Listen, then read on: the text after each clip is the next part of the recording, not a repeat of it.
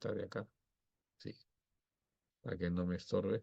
Bien, entonces vamos a ver los fundamentos de la producción científica, ¿no? Tienen que ver con la parte de la investigación, o sea, cómo obtenemos información que tenga la calidad de ser científica y los medios de comunicarla, ¿no?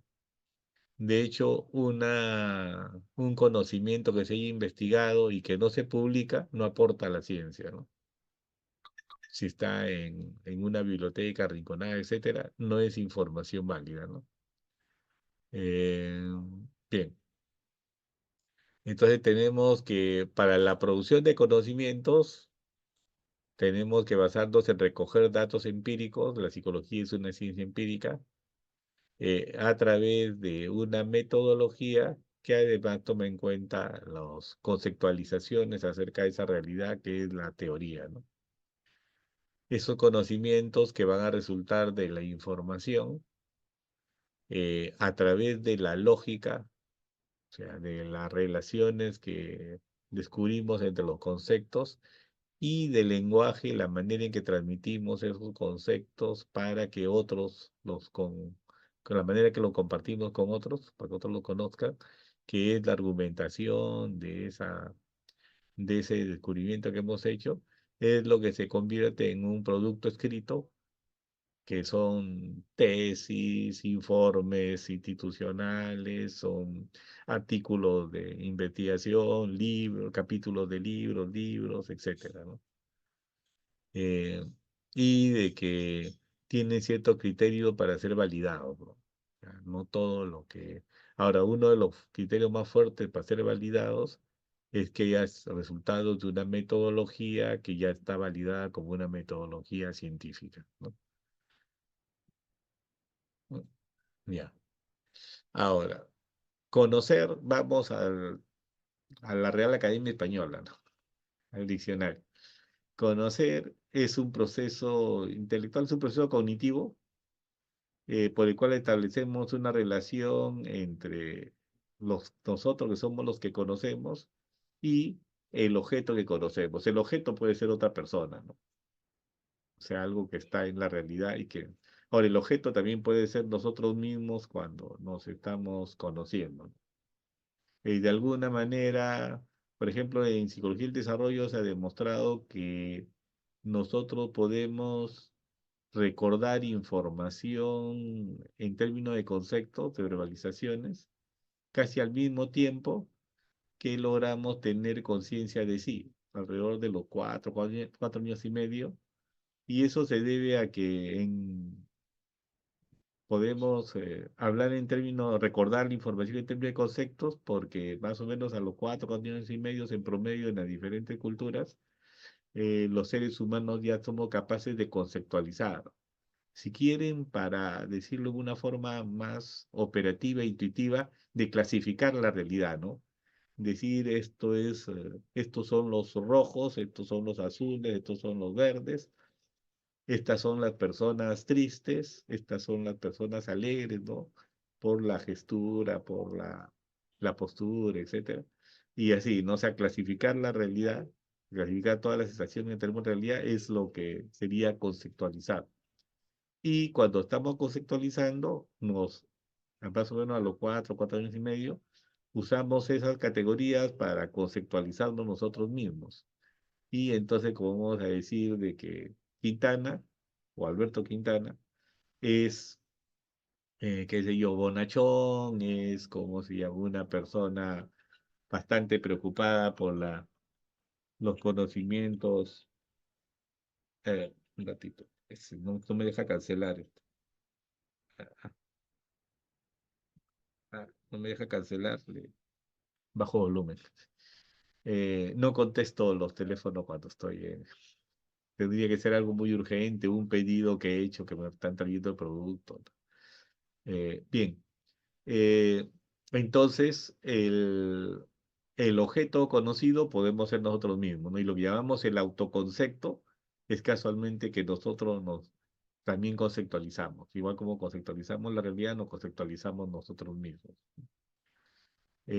hasta que no nos conceptualicemos, nosotros no manejamos lenguaje escrito. Por eso los niños lobos, lo que se llaman los niños lobos, son en verdad niños humanos con cerebro humano adecuadamente formado, todo neurológicamente perfecto, como si fuera cualquier niño normal, pero educados por sociedades animales, o sea, o criados por manadas eh, que se agrupan de otros mamíferos, usualmente carnívoros y que se han comido a los padres muchas veces, pero al niño tuvieron la suerte de que, ¿qué sucede? Los mamíferos, una de las formas que ligan biológicamente la madre a los descendientes es a través de feromonas, hormonas volátiles, o sea, de los olores.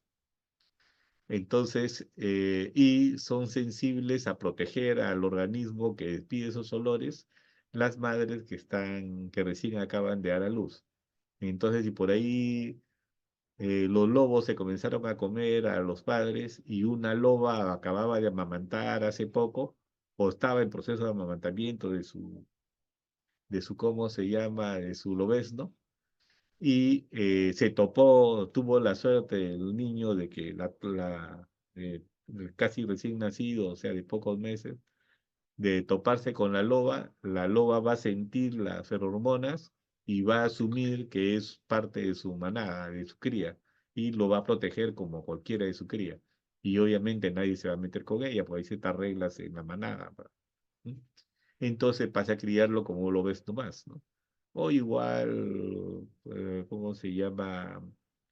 Otros animales salvajes, monos mismos, lobos, etcétera. Eh, ha habido de varios tipos de animales, pero de los que viven en sociedad, que han tenido la suerte los niños de no ser, bueno, por un lado suerte, que no han sido comidos desde el punto de vista biológico, pero ¿qué sucede? Si a esos niños se les rescata a los 3 años así, todavía puede enseñárseles el lenguaje humano, que es no solo repetir como loro lo que le dicen a uno, sino poder comprender la realidad y referirse a ella a través del lenguaje y comunicarse, etcétera. Y desarrollan concepto de sí mismo, ¿no? O sea, pueden volver a ser un humano completo. Pero si un niño es rescatado a los 4 años y medio o después, ya por más que usen los mejores entrenamientos para educar, lo que permite que un niño con lesión cerebral, como los niños Down, después puedan tranquilamente atenderlos en algún supermercado, etcétera. Pueden, si están dentro de una comunidad, ser parte de la comunidad y que ayuda a hacer trabajos de repente no muy complicados, pero se integra tranquilamente. Esos niños con un cerebro completamente bueno, los Down, dicho sea de paso, como el hueso le sale aplastado, comprime el cerebro, ¿no? O sea, el cerebro está dañado.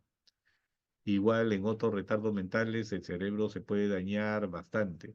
Y sin embargo, con cerebro dañado, por haber vivido en una sociedad humana, logran desarrollar autoconcepto y lenguaje humano, con más o menos facilidad. Pero un niño que el cerebro está bien, no tiene nada, su sistema nervioso está perfecto, hasta mejor que el mío, y resulta que fue educado, sin embargo, o criado en un ambiente sin seres humanos, donde no interactuó con lenguaje humano y no tuvo experiencia de modelamiento de seres humanos, no logra desarrollar con conceptos y tampoco logra desarrollar autoconcepto. Y entonces no logra desarrollar su yo. Y en términos estrictos, ya no tenemos a un ser humano ahí. ¿Sí? El, Por eso le digo la importancia de ver esto, pero es, bueno, generalidad de psicología del desarrollo, ¿no?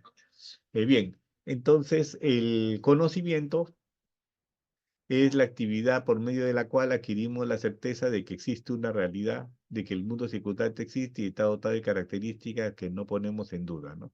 O sea, de principio la investigación científica postula de que podemos con diferentes enfoques, creencias de la realidad, esta creencia puede estar más acorde o menos acorde a lo que son las regularidades de la realidad, pero no cuestiona que exista. En eso se diferencia de otras posturas, ¿no? O sea, claro, podemos tener diferentes formas de ver la realidad, digamos, si quieren, la metáfora del elefante, eh, que es palpado por ciegos. Uno palpa la trompa, otro palpa el lomo, otro palpa las piernas, etcétera, y algunos creen que es como un árbol, lo que palparon las piernas, los otros creen que es como una serpiente porque palparon la trompa, los que palparon las orejas creen que es como un, ¿cómo se llama?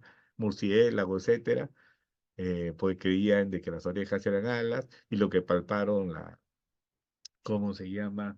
El, el lomo pensaron que es como un elefante, etcétera. Igual, diferentes percepciones acerca de lo que es la realidad, digamos en psicología, diferentes enfoques acerca de la psicología, cognitivo, conductual, psicodinámico, sistémico, etcétera, pueden estar percibiendo uno u otro aspecto o magnificando uno u otro aspecto de lo que es la realidad de lo psicológico, pero independientemente de esas perspectivas, de esos paradigmas que pueden estar o no, algunos, de hecho, están algunos más o menos equivocados, existe una realidad de lo psicológico que es incuestionable. Eso es lo que postula la ciencia, ¿no? Es más, si seguimos literalmente a Kuhn, que es el teórico, el que creó los conceptos estos de los paradigmas, Kuhn dijo que podrían haber multiparadigmas, pero en ningún momento dijo de todos los paradigmas en un momento histórico, o sea, en un momento del tiempo, estaban en iguales condiciones. No existe un paradigma que está más ajustado a los parámetros científicos del momento y los otros paradigmas que se fueron quedando atrás. O sea, el hecho que se acepte que la psicología es paradigmática no quiere decir que se le dé igual valor al psicoanálisis, a lo terapia familiar sistémico, a lo conductual tercera generación, lo conductual radical, primera generación, etcétera, a lo cognitivo. No, o sea, de hecho, alguien científico hace puede aceptar los paradigmas, pero hace una jerarquía entre ellos. No puede considerar nunca que tienen el mismo valor. Eso incluso ni siquiera sería Kuhniano, o sea, no sigue la teoría de Kuhn, ¿no? Eso es creer de que no existe la realidad, y la realidad existe, la realidad de lo psicológico, como todos los procesos de la realidad existen, independientemente del grado en que uno los conozca. Los paradigmas son grados en que uno conoce esa realidad. ¿Mm? Pero definitivamente, como afirma esta diapositiva, un científico no pone en duda de que existe una realidad con sus propias regularidades. Lo que puede haber es diferentes grados de aproximación a ella, de conocimiento de ella, que es lo que históricamente va cambiando, ¿no? Pero no cambia de que existe la realidad. El Sol siempre estuvo en el centro del sistema solar y fue una de las miles de estrellas que existen en la galaxia siempre. Que algunos por error creyeran de que la Tierra era el centro, etcétera, pues hicieron mal los cálculos, lo que habían observado, es otra cosa. Pero de que el Sol siempre estuvo, ¿no? Eso no es cuestionable. O sea, una cosa es la realidad, que algunos confundieron que si teníamos un noveno planeta o no, etcétera. Es simplemente aproximación al conocimiento que no podían medir bien, etcétera. Pero no quiere decir de que apareció un planeta y desapareció otro, ¿no? O sea, es absurdo. Claro, puede aparecer con la evolución de la galaxia, hasta las estrellas desaparecen, etcétera, ya, pero los enfoques teóricos acerca de lo que estamos conociendo mantienen, bueno, y esos cambios son tan a lejano plazo que hasta que se apague nuestra estrella, pues no ha sobrevivido ninguna generación humana, entonces no podemos decir de que se trataba de que existía el planeta y que luego desapareció, por ejemplo, ¿no? En ese sentido digo, ¿no? Pero que sí pues, están en evolución y desaparecen las galaxias, los planetas, eso sucede, pero a muy largo plazo. Eh, y el conocimiento hay el conocimiento empírico simple, en verdad hay más conocimiento, ¿no? Pero digamos, vamos a centrarnos en dos más o menos decentes, que son el conocimiento empírico, algunos le llaman intuitivo, que es el hombre común, conoce los hechos a través de su experiencia, ¿no? Una experiencia donde puede confundir lo que es producto del azar con lo que es una regularidad y que no sigue un método y que se tiene que ver más con exploraciones personales que uno hace, ¿no? Es lo que en verdad en metodología y la ciencia se conoce eso como conocimiento intuitivo o empírico. Hay también el conocimiento filosófico, el conocimiento mágico religioso y por otro lado tenemos el conocimiento científico, ¿no? El conocimiento científico, que es lo que nos compete a nosotros, que observa, describe, trata de observar, describir, explicar y predecir su objeto mediante procedimientos y métodos que tienen su sustento en el razonamiento lógico, ¿no? Eh, bien, la investigación científica constituye un proceso empírico sistemático, es sistemático, sigue todo un procedimiento, sigue ciertas secuencias, es racional, o sea, sigue la lógica, no admite la irracionalidad, no admite la fe, el creer por creer, y es intencionado, ¿no? Usa el método científico como un procedimiento reflexivo, o sea, que uno reflexiona lógicamente, casualmente, acerca del procedimiento. Es controlado, o sea, a partir de su reflexión sabe lo que tiene que tomar en cuenta para validar o no cierta observación. Es crítico, o sea, se cuestiona si es de que lo que está afirmando se acerca bien al objeto o si encuentra irregularidades, modifica sus afirmaciones y busca descubrir nuevos hechos, fenómenos o datos, si quiere, o relaciones, y cuando estas relaciones entre los fenómenos son regulares, o sea, se mantienen con cierta permanencia a lo largo de las situaciones y del tiempo, crea lo que se llaman leyes, ¿no? En cualquier campo del conocimiento, ¿no? Por ejemplo, en el campo de la psicología, se sabe de que si... pero esas leyes siempre son en ciertos contextos, ya que es lo que descuadra algunos. Por ejemplo, se dice en física, el agua hierve a los 100 grados centígrados, ¿no? En química, ya, pero eso solo es cierto en las condiciones barométricas de la costa. Si nos vamos a la puna, son 100 grados y todavía no está hirviendo el agua. O sea, siempre es en cierto contexto determinado. Lo que sucede es que hay procesos como los psicológicos, que los contextos son más flexibles. En este caso, los contextos nuestros son culturales, ¿no? Y estando en un país multicultural, multilingüístico, etcétera, eh, puede haber cierta más irregularidad en las leyes. No podemos afirmarla tan abiertamente, ¿no? Por ejemplo, en términos generales, si un organismo hace una acción y esa le sigue un evento gratificante, reforzante, va a aumentar la probabilidad de ocurrencia. Pero no siempre es así. O sea, ese es lo contexto general, digamos, pero es lo más general, ¿no? Pues, de alguna manera esa cumple la categoría de ley, ¿no? Una regularidad bastante general. Lo que le hace que no sean esas absolutas es porque, por lo menos en los seres humanos, esas regularidades son bien dependientes del contexto social en el que nos encontramos. Ahora, la investigación científica además es un proceso social que supone, miren, supone de que alguien tiene que financiar la investigación, en este caso la tesis, ustedes mismos se la financian, eh, el- pero eso implica invertir recursos, invertir tiempo, etcétera, que en el caso de la tesis las hacen ustedes, en otros casos las financian las instituciones. Eh, y es un proceso social que surge de la necesidad del hombre por conocer la realidad y una realidad que necesita ser conocida casualmente para, en el caso de la psicología, ver cómo mejoramos la calidad de vida de las personas. Y es por eso que además de plantear el problema desde el punto de vista académico, que hay un vacío, les adelanto, un problema desde el punto de vista de la ciencia, es un vacío en el conocimiento o una no claridad en el conocimiento, porque hay varias versiones acerca de cómo es cierta regularidad y ciertas relaciones entre fenómenos. eh, y ese es lo que se llama plantear el problema. Pero además, en su tesis, ustedes van que justificar el problema. Es decir, ¿para qué serviría demostrar esa relación, ese conocimiento que ustedes quieren demostrar, ¿no? O sea, ¿en qué le serviría a la sociedad o en qué le serviría a las instituciones o a las personas el que ustedes conozcan eso, ¿no?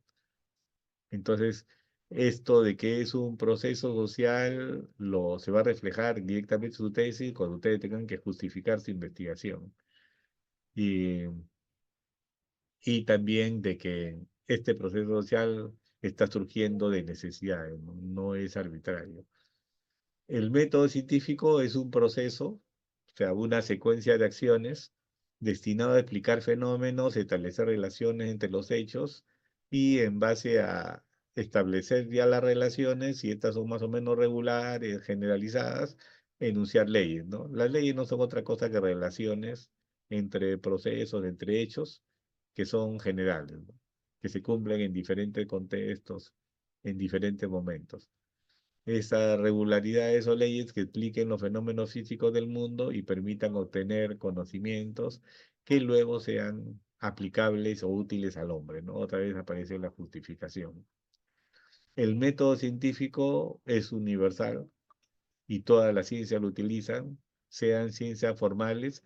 Lo que se llama ciencias formales son las ciencias que no trabajan con hechos, en términos pietanos, que trabajan con las acciones que podemos hacer nosotros en la realidad, que hace el ser humano en la realidad. Las ciencias formales son las matemáticas, la lógica, la algorítmica, el sustento de los programas de computación, son formales, ¿no? Y las fácticas son lo que trabajan sobre la realidad, lo que quieren conocer, la regularidad de que existe. La psicología es una ciencia fáctica, no es una ciencia formal. Sin embargo, en las ciencias particulares especializadas hay ciertas especificaciones, más que métodos especiales, especificaciones del método científico, ¿no? O particularidades del método científico. Eh, ya, esto dice es importante, ¿no? En el método científico se van a usar experimentos, observaciones controladas de la realidad, esos son los experimentos para contestar preguntas, ¿no? Que son las preguntas de investigación. Es un método ordenado para recoger conocimientos que sean verdaderos en el campo de una disciplina, en este caso la psicología. El mecanismo que utilizan los científicos, eh, el método es el mecanismo que utilizan los científicos para proceder, para confirmar su teoría, para presentar su teoría, demostrando que corresponden a la realidad, ¿no? Que son verdaderas.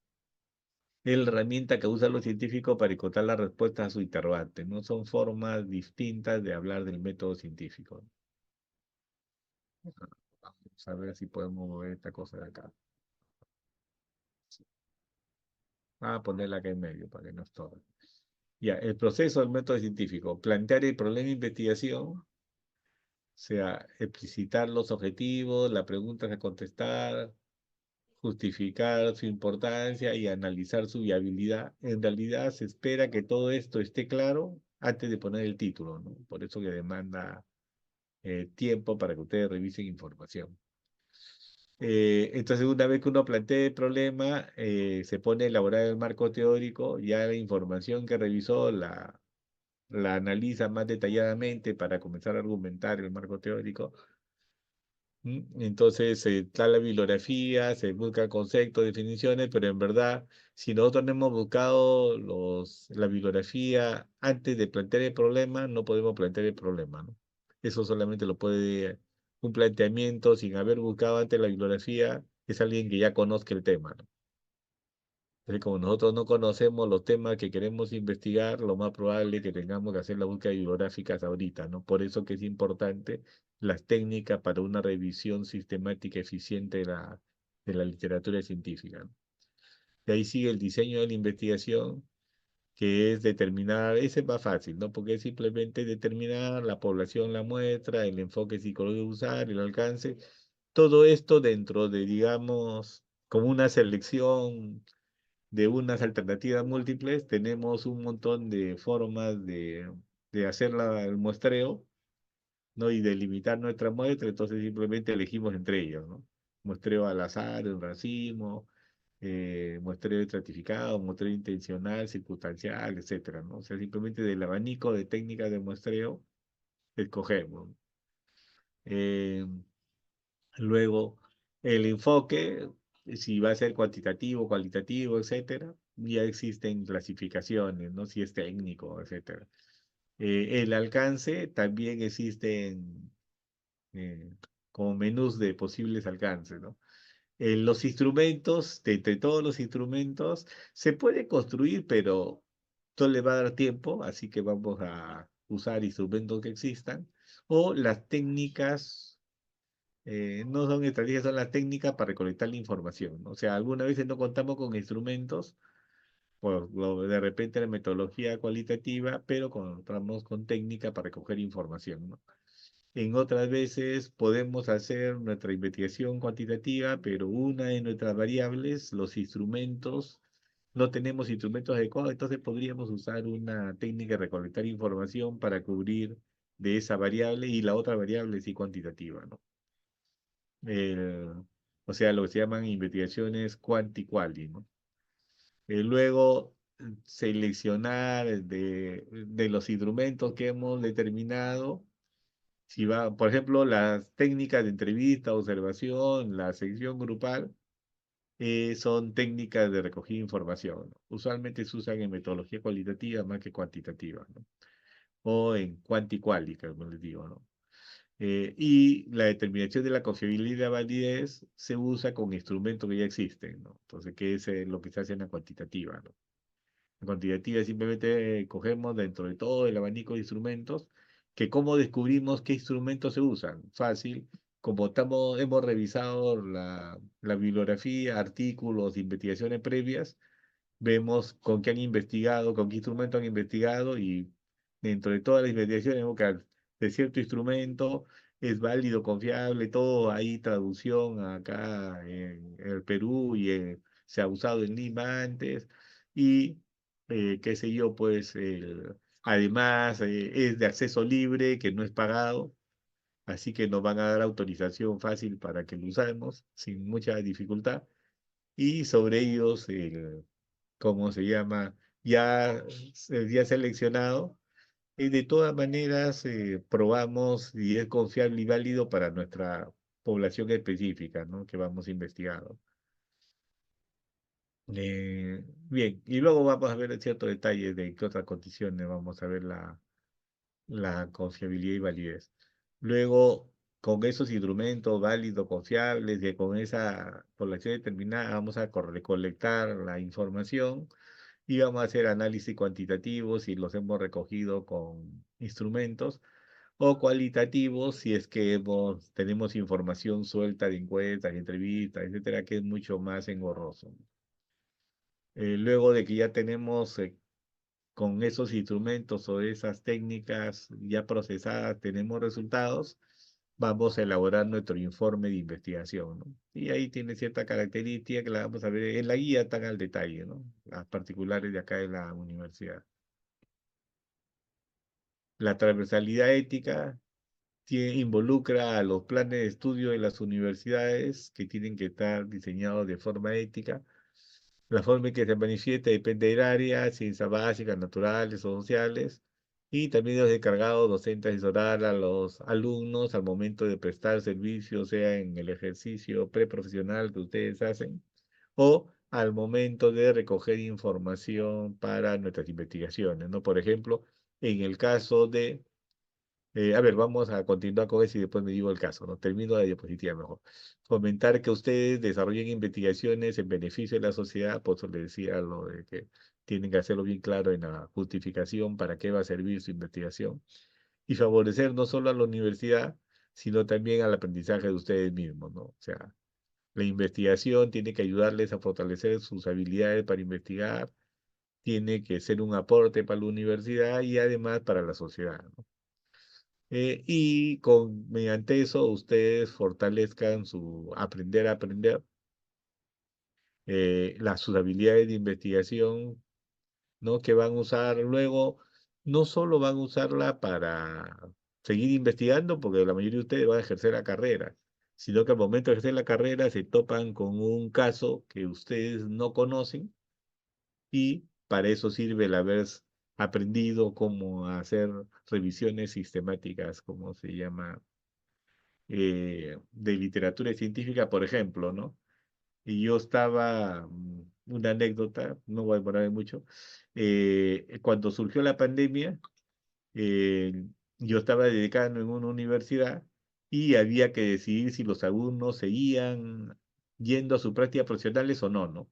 Porque sobre todo los alumnos que estaban en clínica, ¿no? Pues se sabía que estaban comenzando a abundar casos de ¿cómo se llama?, de COVID en los centros de salud. Entonces, gracias a conocer revisión sistemática, etcétera, en horas nomás me tuve que revisar de tal manera que creo que Vizcarra da a las 3 4 de la tarde su anuncio de que sí, pues, había llegado la pandemia, todo a Lima, al Perú en general. Yo a las 5 de la tarde, 5:30, a lo mucho 6, ya saqué un comunicado que lo hicimos llegar rápido a los alumnos, sobre todo que estaban en práctica profesional, de que unilateralmente, lo cual es bien complicado, me estaba jugando el pellejo desde el punto de vista administrativo, diciendo que unilateralmente suspendía la asistencia de los alumnos hasta que se aclare las cosas, a las prácticas en clínica y la generalicé a educativa y organizacional, porque también en el transcurso de la revisión sistemática de la literatura me enteré de que, ¿cómo se llama? No era solamente los que ya estaban contagiados y iban ahí, que claro, ahí aumentaba la probabilidad de contagio, pero si estaba el virus ya en la comunidad, era altamente probable que asistiendo todo, ¿no? Cuando todavía no habían dado la pandemia, porque era mi responsabilidad, son responsabilidad del decano, todos los alumnos, ¿no?